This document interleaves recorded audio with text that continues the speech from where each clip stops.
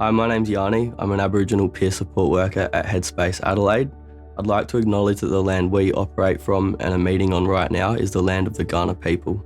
I pay my respects to their elders, past, present and future, and acknowledge Headspace's commitment to making a positive contribution to young people who are Aboriginal. Welcome back to Headspace Sessions podcast. My name's Claire, I'm from the community engagement team. And I'm Sam, I'm from Edinburgh North as a youth ambassador. And I'm Sarah, and I'm also from Ed North as a youth ambassador. I'm Ben, I'm part of the Adelaide YRG, and I'm sneaking back in as a content developer guest. We're happy to have Ben back on board today. I'm back.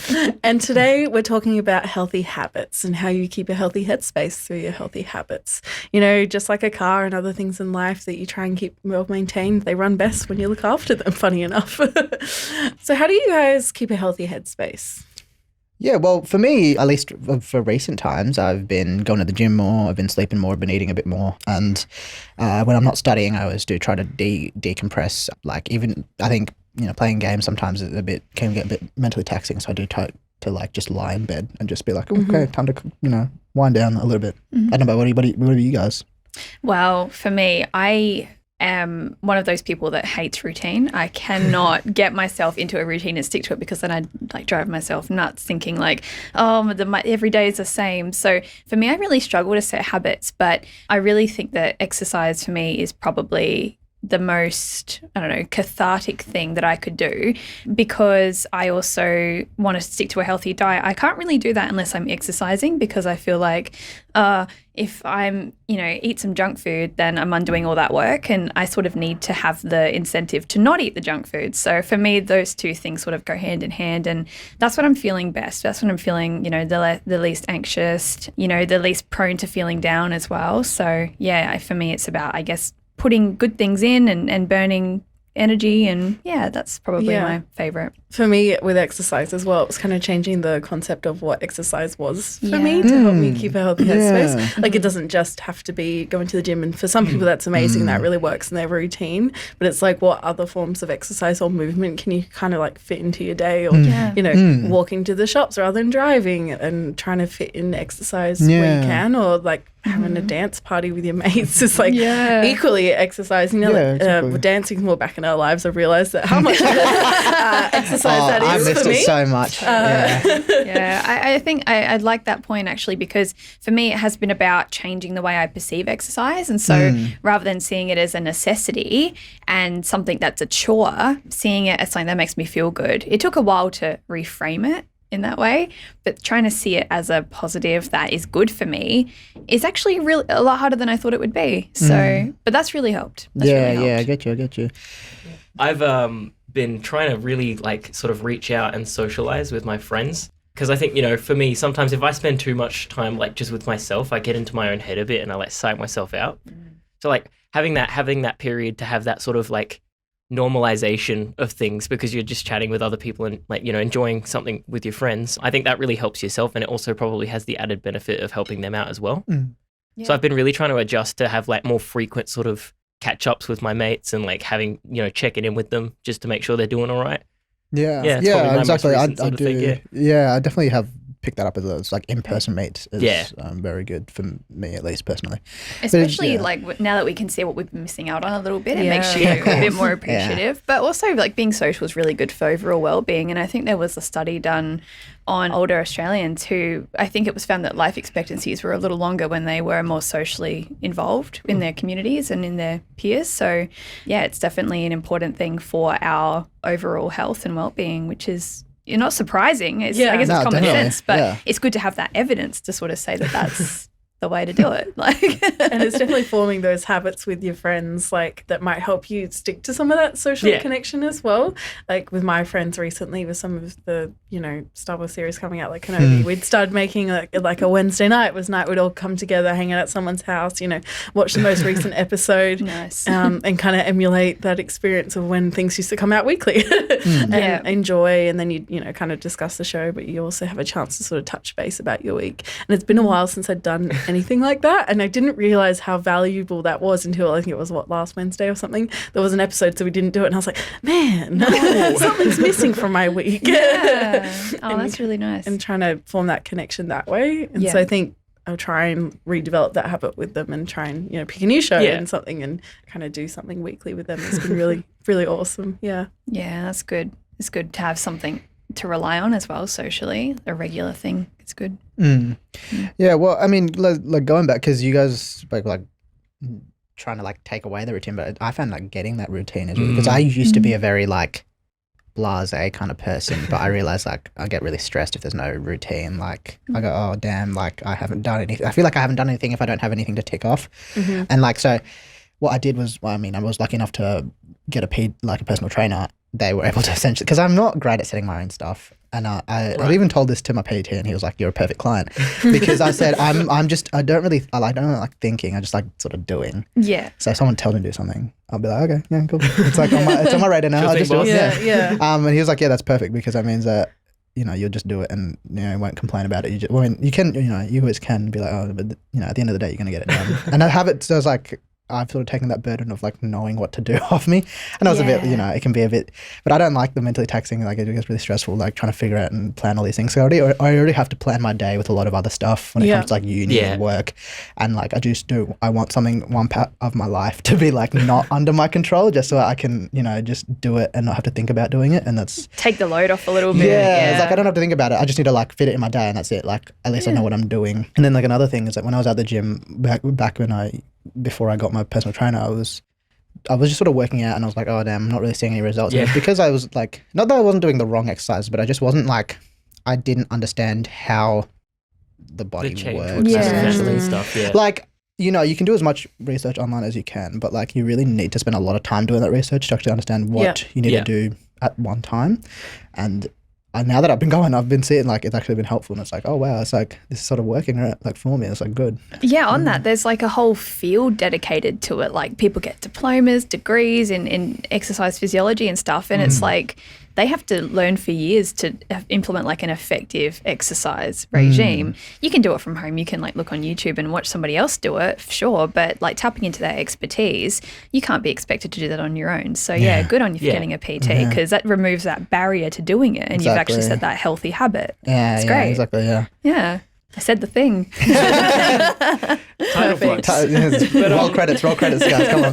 What you were getting on with routine before, and like I think I've been trying to find that balance between like ritual and routine, because my job is like, I can be starting at like the wee hours of the morning, or I can be like working all the way up until like the dead of night. So I find it hard to have that consistent sort of like weekly, all right, I'm going to do this, because I know you could try and sleep at the same time every day, but because, I could work entirely in the morning on one day and entirely in the night the other day. For me, it's kind of having that sort of day by day basis of like what I'm going to do in that day, but rather than what I'm going to do in that week.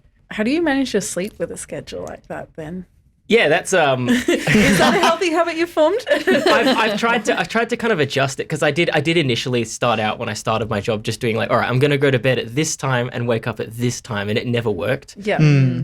So I kind of tried to adjust it to, this is the amount of sleep I'm going to get every night, even if it's like not necessarily at the same time. I'm always going to get this amount of sleep before I wake up the next day. Yeah. Because I think, if you're trying to like stick to this rigid sleep thing all the time and it's not working for you, you're just going to lose sleep and stress about it later on. Yeah. And it's going to be like a spiral. Yeah. Yeah, absolutely. And then there's also the matter of like, when do you actually feel your best, and when do you need to go to sleep and wake up in order to have the best kind of day? Like, there's this sort of theory that people have a chronotype, which is like a preference for waking up and going to bed at certain times. And there are three. There's morningness, eveningness, and intermediate, which is somewhere in the middle.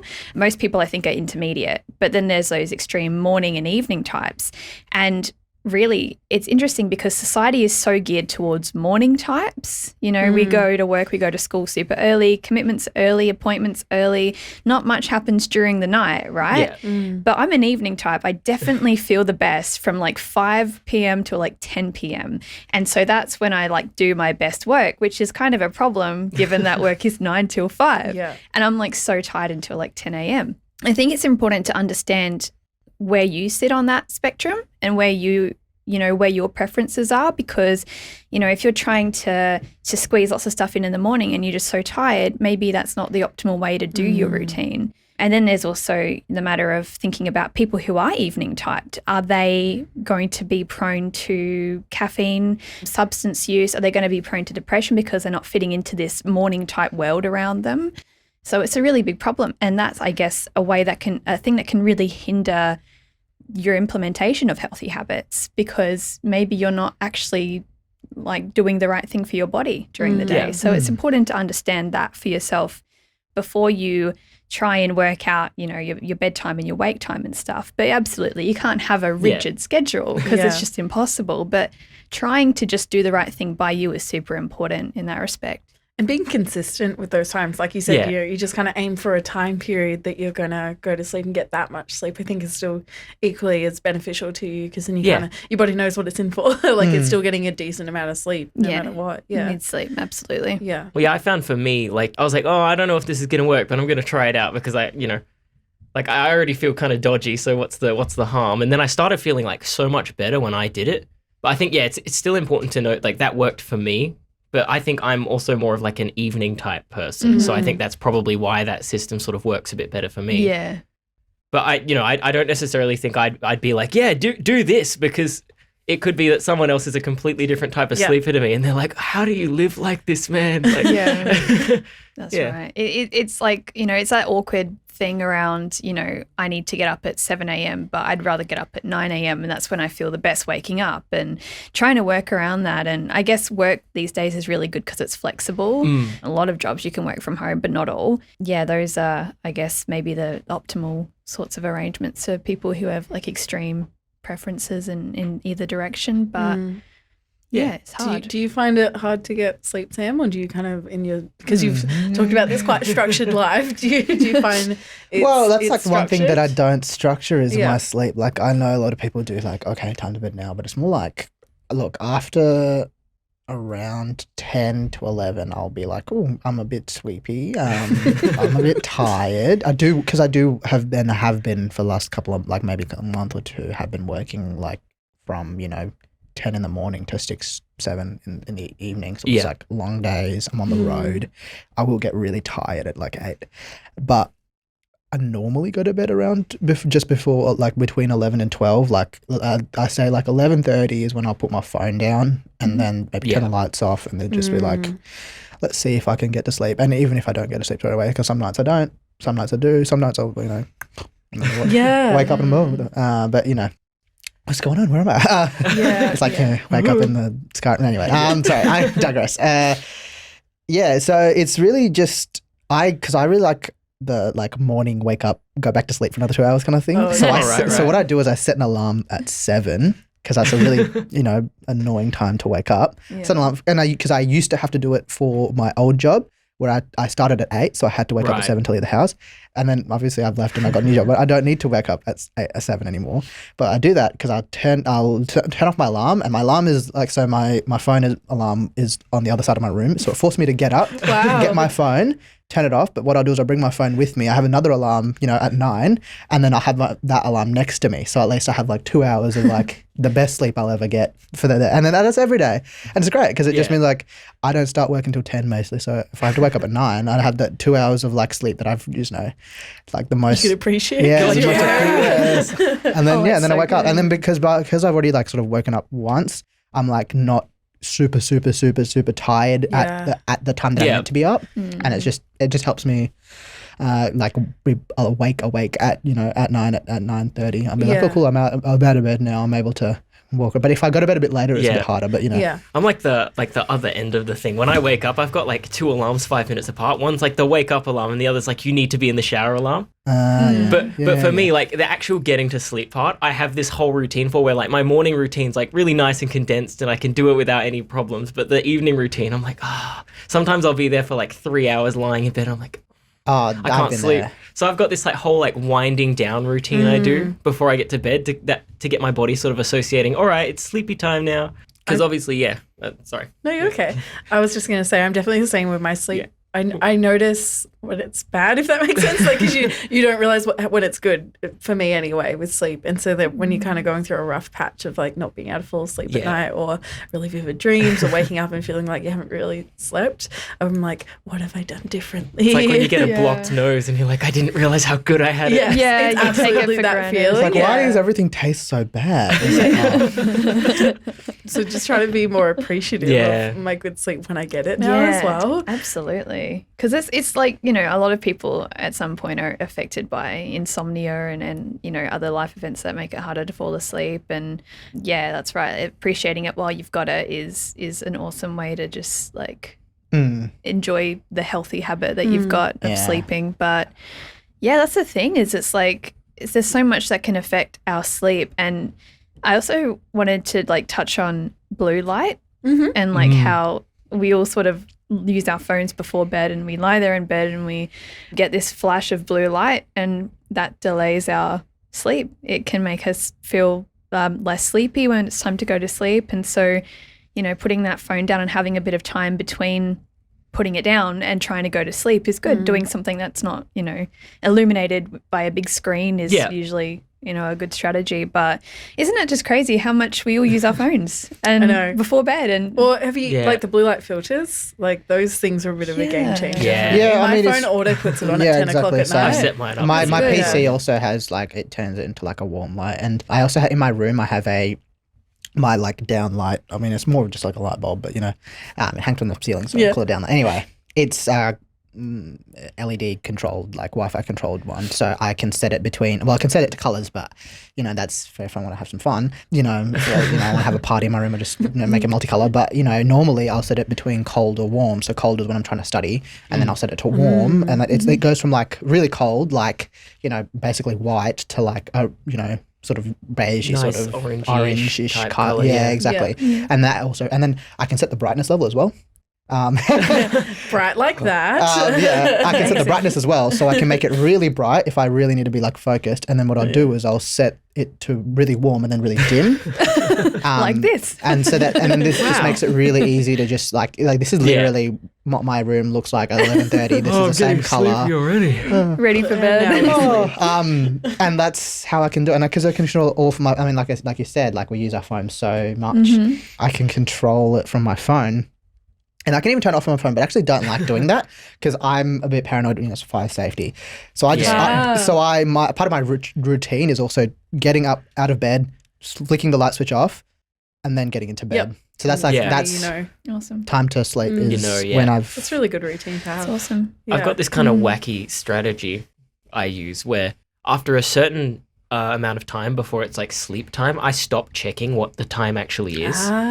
So like, you know, if it's approaching like an hour or two before bed and I'm like, you know, starting to get into that like bedtime routine, my partner thinks it's really weird. She's like, what are you doing? Like, but I'm like, I'm not checking the time because then I won't think about what time it is. I relate and deeply to I feel this. like I've gotten the best sleep ever by the time I wake up because I have no idea what time I went to sleep. Oh, it's placebo. Because Yeah. then you get in your head about It's like instead of like, oh, I only got 5 hours of sleep, it's like, I got 20 years. Because then you also get in your head of like, oh, it's midnight. I gotta wake up at this time in the morning. I do try because like I do try and keep a bit of mind because I have to eat. Yeah. Like I've been told to eat a certain amount, and it means that sometimes, especially because I'm not a morning eater, I'm not like a late afternoon eater. If I eat something really heavy, I'm not gonna want to eat for like the next 5 hours, right? So you know, if I eat at 5, I'm gonna have to like I gotta make sure that I've got to eat something before 10, before 8. Otherwise, it's gonna be a bit rough for me. Yeah. You go. Oh no, that's all good. Sorry, I didn't mean to interrupt. No, I was just gonna say I am also a connoisseur of like the Hobbit second dinner supper type. Oh yeah, no, setting. like I'll eat something and then I'll get hungry again, and I'm just like, okay, cool. Now I gotta find something. I gotta find something like I'm like, but then I look at it and I'm like, I don't want to eat that. I don't want to eat that. It's like. Yeah, because like I'm definitely the culprit of like the 12 o'clock. Oh, I'm so hungry right now. I'm the same. Yeah. How do you form those healthy habits with food then? So like, is the thing you're eating really late at night something that's going to be better for yourself to digest? Nah, actually. So like what I do is a healthy habit we're working on still. Well, yeah, I'm still working on that. Definitely still working on the food. That was like the hardest part. So when the easiest thing that I found when I got my personal trainer was the exercise. It was it still is. The eating is like, it's just difficult to get your head around, especially because eating you know, I've spent the last 20 years having such different eating habits. Like, unfortunately, during high school, I just didn't eat that much, just because many various reasons. But, you know, I would have like maybe one meal a day, and it was obviously not very healthy. And, it was just, and it's like, but then you know, those are my formative years. Those are my like really like important years. I really should have been eating more, and so now to break those things, it's like harder. But I'd like, the more I do the, you know, what I'm meant to be eating, the better it's become for me. Like, I've noticed changes. I've noticed I feel better. I've been like eating more. It's actually like, it's crazy because like, oh, you know, for weight loss, everyone's like, oh, you got to eat less, you got to eat less. And my PT's like, no, you got to eat more. Yeah. You got to eat more. You got to eat more. And I'm like, what do you mean? It's like, Don't listen to them. because your body needs a certain amount of energy, right? So no matter what, you've got to eat above what that energy is. Because when you start exercising, you're gonna need even more energy. So like your minimum becomes even higher in levels of energy. So you got to eat, you know, at least equivalent. Otherwise, your body's just gonna start holding on to fat because it's worried you're malnourished. Which you know, and it needs to be good stuff. You need to like pay attention to like the fats and the proteins and the carbohydrates. So I have like a specific split of like certain amounts of each because. Right. Like, I've got to hit each of those, you know, macros. Sort of, people do get like really, they really do care about like the caloric values and stuff. And like, that's important to understand. But I definitely feel like the actual, how much protein you're getting, how many carbohydrates having, how much fiber, those are also really important because you want to keep that healthy digestive tract as well. That's right. You know, if you eat too many carbs, you're going to be feeling really bloated all the time. You're going to feel really lethargic because your body's trying to process all this carb. But same way, if you eat too much protein, you can. It's also not great. Everything in moderation. Everything in moderation. So you got to really find that balance. And you know, like I said, I don't have to worry about it. Someone told me how much I got to eat, so I just eat that much, and I tick it off a list, and it, you know, the bars go from like blue to yellow, and there's a star next to it, and I'm like, oh, I got a star. Achievement. But then some people don't like, you know, they want to do it themselves, and they want to be like, okay, well then I can figure out this much, this much, and it's like. Well, there's really good apps for that. Something I've used before is MyFitnessPal, I use that and at the it's moment, free, and it's like a really great breakdown of your macros and also your calories, and also you can put your exercise in, and it tells you roughly like how much energy you maybe burn, and then that gives you an updated sort of caloric intake thing. And the awesome part about that as well is that it helps you customize to the goal. Do you want to gain weight? Do you want to lose weight? Do you want to maintain your weight? So that's really awesome too, and that helped me understand what I was eating in a day and how that might be affecting my energy levels and my weight. So definitely using an app like that just to get an understanding of what your body is sort of dealing with in your normal routine, and then trying to mix it up. Because what I found with using MyFitnessPal as well is that it tells you what when you eat something, if it has a barcode, you can actually scan that barcode, and it will actually tell you whether or not it's got like high amounts of saturated fats, whether it's high in protein, whether it's and then it will actually say your goal is to have X amount of fat, right? It will say this has a lot of very high. You can't really have any more. If you eat this, you won't be able to have much more, you know, fatty things for the rest of the day. So you've got to be mindful of what you're eating. It's not like you're saying you don't eat it at all. Like they're like, you got to, it really helps you stay mindful of what you are eating and sort of take into perspective, okay, so like tuna noodles. I love tuna noodles. I'm not going to stop ever eating tuna noodles. Me too, man. But it's like this is really high sodium. You don't want to have too much sodium. It's got really high saturated fat. Don't want to have too much saturated. So if you eat this, you're gonna have to balance it out with something like, you know, if you make like, you know, some chicken breast or something, don't use too much oil. Have it with like some really like high fiber, like low calorie rice or something like that. Make sure you're eating equivalent so that you're not, you know, eating too much of that. And it's like, you don't have to eat the same amount every day. Like each day is going to be different. You're going to eat different things. Like sure, some people like people do meal prepping, and like I tried it once and I nearly threw up on the last day because the food just tastes absolutely horrid, right? It's just rancid by the end of the day. Like the end of the week it's rancid. It's like I can't do that. Some people can, you know, that's them. I can't. I need to be eating something different. Otherwise I'm going to act like thermatic as well. No, guys, no. I reckon I'm really lucky because I'm a type 1 diabetic, and that's been like, I've had to have like a numbers game relating to my food since I was like a little kid. Yeah. But I think on the flip side of that, because I'm constantly counting carbs, because, you know, going back to the car analogy, if I don't get like enough carbs throughout the day, my blood sugar drops and I can't drive anywhere. But I think the nice flip side of that is because I'm consistently sort of counting carbs and having to calculate meal sizes anyway, for me, my focus on how I sort of feed myself is that nutrient variety, where I'm less focused on amounts and more like how sort of colorful does my dish look, not necessarily literally, but in terms of like the nutrients I'm getting. It's like, you know, if I just feel like I need a little like boost for the day, I have this like little food I call the Sammy sandwich where, you know, I try and just put a little bit of everything I can get, like with a little bit of nice healthy nutrients. And obviously, you know, this doesn't include fruit because who puts fruit in like their sandwiches? Yeah. But you know, I've got my like, you know, my bread for carbs, and I personally prefer wholemeal. I think white bread feels funny to me. And you know, everyone's always like, "Oh, wholemeal's better than white." See, anyway, I'm a sourdough boy through and through. But I put like a little bit of cheese, a little bit of spinach when I have it because I love that iron content from that. And then I put like, you know, as the name suggests, I put like some salmon there, or maybe not necessarily smoked because obviously that's higher sort of salt content, but like, you know, like tinned salmon or tinned tuna there. Not everyone likes fish. It's not going to be I love everyone's fish. cup of tea. Oh, it's great. Yeah. This sounds And I added like a little bit of seasoning just to give it that tiny bit of Because, flavor. like seasoning, and I don't understand why people so reverse the seasoning. Yeah. Like when they talk about healthy things, they're like, oh, like that's too. Like, if it's different colors, so it must be like extra Big fat, bad. extra. Oh, no, like yeah. seasoning has virtually no Yeah. caloric value. It is just for Doesn't do flavor, anything. right? It's Like, good. It helps you Yeah. eat healthy. and there's nothing wrong. Like I think people are very ingrained about if something tastes good, it has to be bad for you. Yeah. Because they're so used to the McDonald's and the KFCs and the fast food in general. Because and the thing is, right, those aren't necessarily bad. Like, sure, they're going to have very high fat context, very high carbohydrate values. You can make better choices. And There, you can- there are some burgers that won't be as bad as Exactly. others. And sweet potato fries might be maybe a better option Exactly. than potato fries. Exactly. Like if you can understand what you're putting in your body, Yeah. you can choose, and like you can pick and choose what you're going to Yeah. eat. Like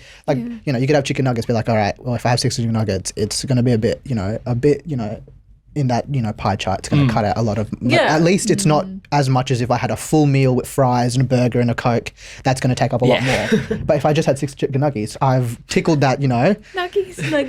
I'm going to tickle that scratch in the back of my head saying, I want something unhealthy. Yeah. And Yeah. you're not actually eating something that It totally unhealthy. comes back down Yes. to that balance, Yeah. right? And trying to get You everything get your in treat foods yeah, and in stuff. moderation. There's Yeah. nothing wrong. Like people, I remember when I tried to go like cold turkey and all the unhealthy stuff, and it was just like Just falls I just apart, felt yeah. like absolute crap. Yeah. And like obviously, the first thing I did when I broke it was go to KFC and get some like unhealthy stuff. And I was it. like, well, no, what I should be doing is just getting the most healthy item I can, which is still going to have the fried stuff in it. Yeah. And I'm just going to eat it, and I'm not going to feel bad about Well, it.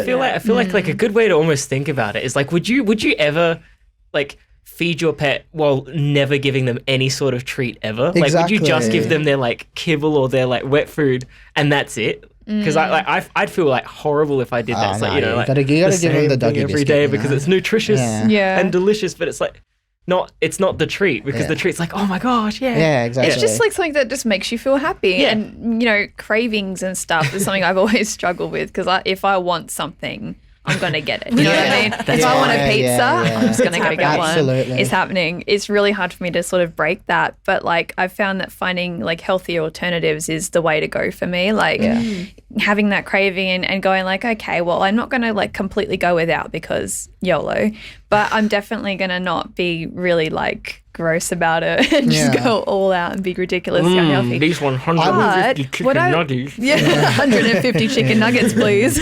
But what I found really for me is like if I'm sleep deprived, I do want worse things. I want sugary. I want just a carb overload. Yeah. And that's a consequence of, not getting enough sleep. And because your reward center is different after you're sleep Yeah. deprived and you just want instant gratification and chocolate makes us feel good immediately, right? So we'll do that. But yeah, for me, it's like we're talking about with sleep and nutrition, that also goes hand in hand for me. It helps me regulate my nutrition if I'm sleeping better. Yeah. So that's how I've managed to sort of get on top of my diet and just make better choices and be able to reason with myself a little better as if I'm not really tired. I like one of my tricks as well for like that sweet tooth, because I really like softies, right? Like soft drinks are great. Yeah. But then, they're very unhealthy. Unfortunately, they're very high in sugar, and that's just how it goes. But what I was lucky enough to have, like, I got, my parents got me, they know that I love soft drinks. They got me a SodaStream for my 18th birthday. And SodaStreams are really good, and they're actually quite effective because the carbonated water stuff, like even just soda water. I used to hate it, but I'm like, oh, it's actually kind of nice. Not gonna lie, I'm because it's like fizzy. definitely It's just like soda water. it's like you got the fizz. It's a bit spicy. Like people go, oh, that's great. I'm like, I love drinking white noise. I'm on your team. It's like static water. Static water. Static. So you can actually get like syrups that are just like they're zero cal, they're flavored, they're like taste like orange mango or like grapefruit, or like, you know, you can even get like Coke Zero or like, well, I think it's Pepsi Max, but whatever. It's like, you know, you can get non-sugary stuff, have it, and you don't feel bad about it. And like it's not like marketed as diet food. It's just because like I take issue with diet marketing. It was just, you know, it's literally just a mineral water syrup. Basically, So like it's just guilt free. You know, you fill up a liter and that's like costs like 2 cents, and, and you just pour it it comes from your tap essentially. And it's great because it's like I can make it every day. Exactly. And I can just, you know, instead of having going and getting a Coke, I can just, you know, make something at home, have it, and it's good. It's good. Just like I think with all of these things we talked about, it's really just understanding your own body and what works for it at the end of the day. Like for me, I know I feel my best when I'm not eating necessarily processed food. I'm making the time to cook. Like I notice when I've had like a busy month and I haven't cooked as much, like I feel it like physically. And so like, again, it's that thing of like you notice it once it's gone. It's like the past 2 weeks, month prior, I definitely had one of those months. And then past 2 weeks, been back to like cooking for myself again. And the difference it makes in my body. Like, I just love a good bit of broccolini. And, and knowing that vegetable, that thing that you're willing, that you consistently love and just making sure that's part of your life. It's really how I try and make sure I'm still having vegetables, because you don't have to love everything. No, of course not. And you don't have There's to be, so many. you don't have to be involved and want every healthy thing in the world, but knowing the things that you do enjoy and do work there are so for many you. there are so many alternatives for stuff, like you know, obviously Sam was talking about soft drink alternatives. I can't even drink normal soft drinks, so that's like, you know, that is my go-to, and I'm so grateful they exist. But I think, you know, I'm a guy, love mushrooms. They're probably my favorite food ever. Oh my of all gosh. kinds. Obviously, that's a bit of a controversial topic. I find people either love them or hate them. They are. Really. I'm with you. But you know, I'm I a big fan of the I athlete's hate tomatoes. Oh, same. With my entire being. Wow. It's That So- bad, Red hey? ring Even like pasta sauce tomato. Oh, I pasta can sauce do is alright, but like okay. the actual fruit, like if there is like a Okay. tomato in like a burger I'm eating, or like a whole tomato on top of like, you know, like in that pasta sauce, if there's like chunks of tomato, I'm like, ugh. Oh, right. I've actually gotten better with it, because like I started eating burritos, and some places like Zambia's, I won't ever intentionally add tomato. But then if I go to like GYG or like Salsa's, they just have it there, and I'm like too scared. Like I used to be better at it, but I'm too polite. But like sometimes it's like, look, it's like salsa and it's got, and I'm like, look, fine, I'll eat the tomato. Okay. I've gotten better at it, but like you said, like if there's a tomato and it comes like a whole ring, not Get out of happening, here. Not happening. I give myself the like 10 tries rule. Like I feel like I treat myself like a child. Like I'm trying to get better with like seafood. Like all my friends are seafood people, and I am the one that is not. And so like we do like a nice dinner, and so like I'll try it, but I'm not going to pretend like I like this thing. And then if it gets to the point where I've definitely tried it enough and I still don't like it, then it's okay. Like you just accept you. This don't relationship like has that gone very sour. Exactly. Wow. No, you were talking about Good for broccolini, you and for it's trying though. Adulting to myself. Teaching yourself. I know this isn't the How to Adult episode, but that's how I adult when it comes to food. But it's right, because like obviously when you eat, so when I exercise, I normally do it before I eat, because I just find like I get really like Sluggish after you just filling up. You need to like sleep it off after you've eaten, you know. And sometimes feel so if I'm gonna be tired after I eat, I might as well be tired because I've also exercised as well, and that way like I'm actually like you know, because I wake up first thing in the morning normally and go, and like if I'm not working straight after, I'll normally go to the gym before I do anything else, because I want to be gym, shower, be fresh, and then eat something, and then, you know, start my day that way. It's just if I'm going, you know, exercise, and sometimes I don't go to gym. I like might go like I live right up next to a national park, so I'll go up for the trails there, or some of my friends like to go bouldering. So I'll go with them, but I'll still do the same thing. Like if I know it's exercise, I'll do it like after, like, you know, first, like as early as I can, because I want to eat, you know. I don't want to eat too late in the day, like first meal, but I also want to, like, because I just find that I've got more energy that way, and then I can just recomp after by eating something nice, and I can eat something bigger, like I can eat more after exercise because I'm going to get really hungry, and then I feel better about myself. And fasted cardio is really good for you. Like if you're trying to lose fat, then your body will draw on the fat you've already got rather than what you've just put in your system. Yeah. So doing that's a really good way to. And like obviously, I mean, I wouldn't recommend taking pre-workout supplementate. Like it's what I do, but if you can do without, then that's more power to you.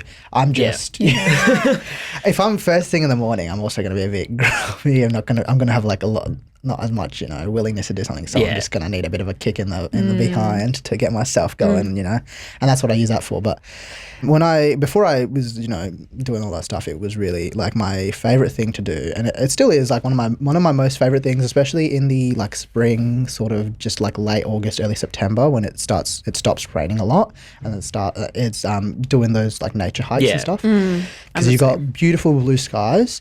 The weather, the air's still a bit cold, like it's going to be in the like low, 16, 17, but because you're doing that cardio and you're heating yourself up, it's just like really perfect for that. You get really hot and it just cools you off until you can just do more. Because you go in the summer and it's like it's an oven. It's like you're 30 in an degrees. oven. Yeah. It's All right? brutal here. I woke up in sweat. I'm not going to go out and melt Do myself some more. off. And like you've gone through like 4 liters of water and you're like, what's going on? And you can it's just odd. And that's why I really like winter exercising because it's just like, it's cold. I do exercise. I get warm. I can wear less layers. And I'm also like cooling myself Still off. getting that. It's that cyclical thing. I think, for me, like with exercise, I'm really bad at 99% of like organized things. So like I've never been the sort of guy, like I don't go to the gym. I'm not really a huge fan of like gym equipment, even like at home. And if you've ever seen me try and play a ball sport, you'd know like in games like soccer, I'm the goalie because my face is a ball magnet, and that's basically sums up my experience with most hand-eye coordination games. So for me, I spent ages. I'm like, how do I get my like sort of exercise in? And I started trying to like work it into my already existing routine, but just as part of my sort of day.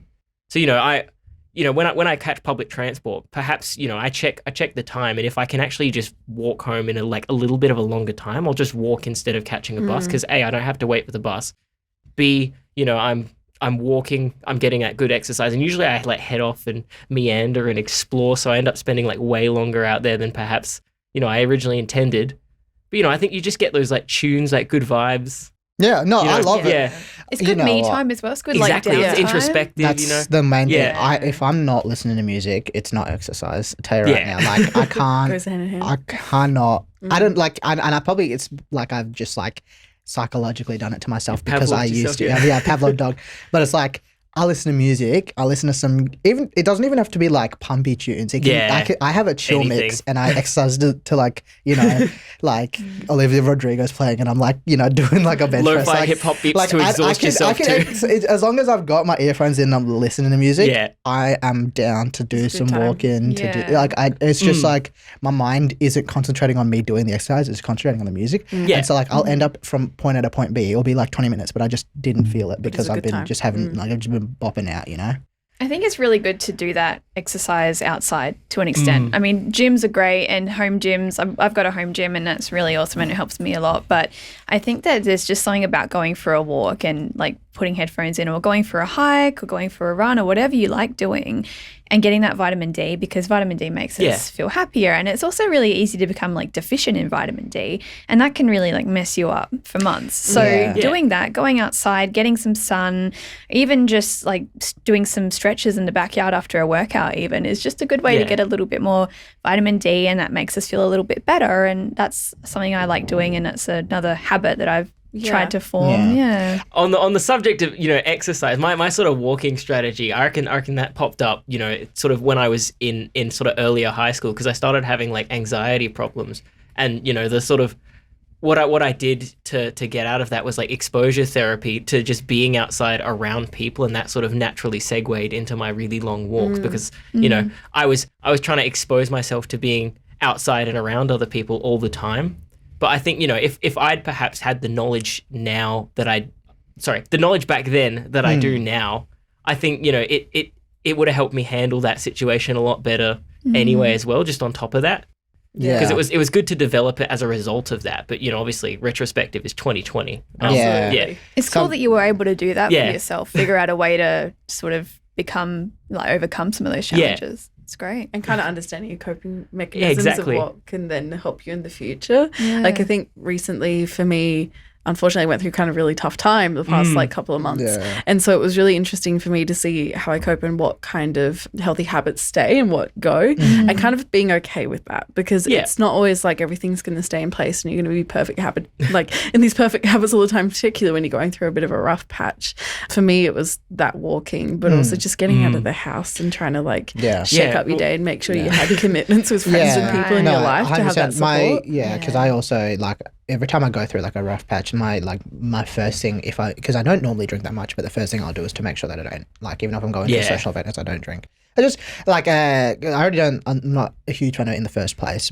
I just make sure, because I know that, like, because in the past I've made the mistake was like I've not done that, and it's become a problem. Like, it's not like become a problem, but like I've had like nights where I probably could have calmed it down. Yeah. And so now I don't want to, and I don't want to experience that, because it feels so horrible the next day. So it's like I will just, if I'm not feeling great, I'm just gonna stick to the soft drinks. I'm gonna like calm down and enjoy my time with my friends instead of have that connection point exactly, rather than using it for anything else. Because I don't need it. I think it will make it worse, and that's how it's just keeping away as well as you got to bring in the mind, to think about what you're doing, think about your day to day, because it can just really get hard, especially because when I go through a tough time, it can really like shut me down. I just don't want to do anything at all. I just want to lie in bed, and like it can get hard to do the stuff that I love.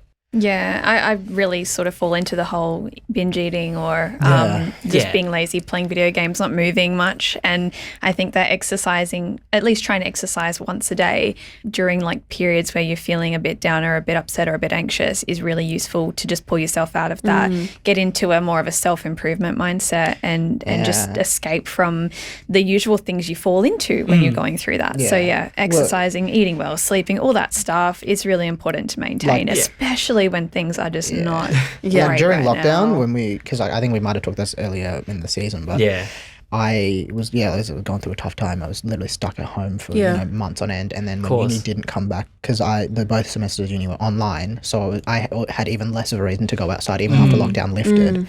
What I ended up doing for myself was getting I had a Switch, so I got a Switch game, which is like a fitness one, and that actually quite helped me a lot. Because the gyms were also not it's that fully dual open. sort of motivating. So I was like, well, I'm literally playing Breath of the Wild like 24 hours, 7 days a week. I might as well do something else on the Switch. Go experience the wild. Yeah, and so I played and like it was really good for me to get sort of just getting active was great, but it was like I felt like I was doing a bit more productive work because I was at a computer, I was staring at a screen all day because uni was online and classes were online, and I wasn't talking to. I had no the only friends I talked to I could only talk to online, and it was just I wanted to do something else, and like I went out in the backyard, but most of the lockdown was done during the winter time, so it was pissing down, raining, it was cold, it was windy, it was hailing some days.